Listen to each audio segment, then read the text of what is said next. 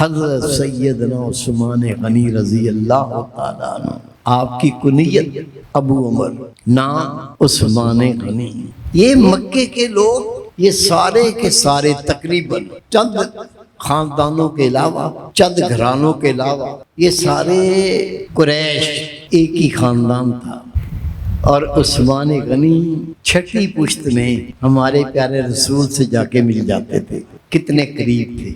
آپ کے والد، دادا، پردادا، چردادا چھٹی پشت عثمان غنی اور رسول پاک کی ایک ہی تھی۔ پھر جب اللہ کے محبوب صلی اللہ علیہ وسلم نے توحید و رسالت کا اعلان کیا کہ اللہ کے سوا کوئی معبود نہیں، میں محمد اللہ کا رسول ہوں، جو لوگ ابتدا میں اسلام قبول کرنے والے تھے، بعد میں جنہوں نے اسلام قبول کیا، وہ کبھی بھی رتبے پہ ان کے ساتھ نہیں مل سکے، حالانکہ وہ بھی صحابہ کرام تھے۔ اور صحابی کی شان تو اتنی بڑی کہ حضرت شیخ عبد القادر جیلانی رحمۃ اللہ علیہ سے پوچھا گیا، حضرت صحابہ کرام کی عظمت بیان کریں۔ آپ نے فرمایا، جس گھوڑے پر بیٹھ کر میرے نبی پاک کے صحابہ نے جہاد میں حصہ لیا، اس گھوڑے کی ناک اتنی ناک میں جو مٹی ہے وہ اتنی مقدس ہے کہ اس کی شان کو کوئی بڑے بڑا ولی نہیں پا سکتا۔ جس گھوڑے پر نبی پاک کے صحابی نے بیٹھ کر جہاد میں حصہ لیا، وہ مٹی اتنی مقدس ہو گئی۔ اولین یہ وہ لوگ تھے جب اسلام قبول کیا، اتنی تکالیف، اتنی مصیبتیں، اتنے عذاب جھیلے۔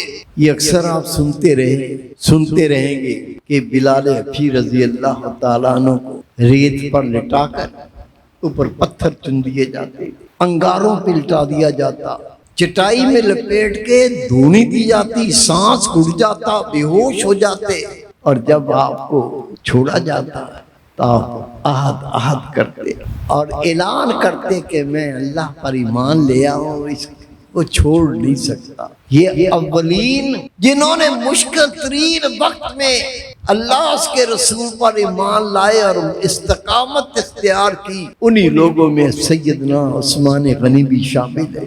والد محترم تو تھے نہیں، چچا جان ان کے پاس رہتے تھے، وہ بت پرست، اللہ کا نام فرما، اسلام قبول کیا، جو چچا اذیت دے سکتا تھا ہر اذیت دی، لیکن یہ استقامت کے پہاڑ پاؤں متزلزل نہیں ہوئے۔ ایک تو اولین اس گروہ میں ایمان لانے والے جو مشکل تین وقت تھا، دوسرا نبی پاک کے صحابہ کرام کی بڑی عظمت، بڑی شان، لیکن صحابہ کرام میں 10 نفوس ایسے ہیں جن کو نبی پاک نے دنیا میں جنت کی بشارت عطا فرمائی، اور ان 10 نفوس میں عثمان غنی بھی شامل۔ اللہ نے بہت نوازا، اپنا مال ایسے اللہ کی راہ میں خرچ کرتے تھے۔ ابھی آپ نے سنا، میرے بیٹے بیان کر رہے تھے، جنگ تبوک میں نبی پاک نے فرمایا دین اسلام کو مال کی مدد کی ضرورت ہے۔ عثمان غنی رضی اللہ تعالیٰ اٹھ کے کھڑے ہو گئے، یا رسول اللہ 100 اونٹ مال سے لدے ہوئے پیش کرتا ہوں۔ مقابلہ تھا شام کے ساتھ جو اس وقت کی سپر طاقت تھی۔ میرے محبوب نے پھر اعلان کیا، اے میرے صحابہ ابھی بھی مال کی ضرورت ہے۔ آپ نے پھر فرمایا، یا رسول اللہ 100 اونٹ مال سے لدے ہوئے۔ اس جنگ میں سیدنا عثمان غنی رضی اللہ تعالیٰ عنہ نے 1000 اونٹ یکے بعد دیگرے مال سے لدے پیش کرتے رہے، اور اس کے بعد ہزاروں دینار بھی پیش کیے۔ میرے محبوب پاک وہ دینار ہاتھوں میں لے کے اس طرح سے ایک دوسرے ہاتھ پہ منتقل کر رہے، فرماتے ہیں، عثمان آج کے بعد تیرا کوئی عمل تجھے جنت میں جانے سے روک نہیں سکتا۔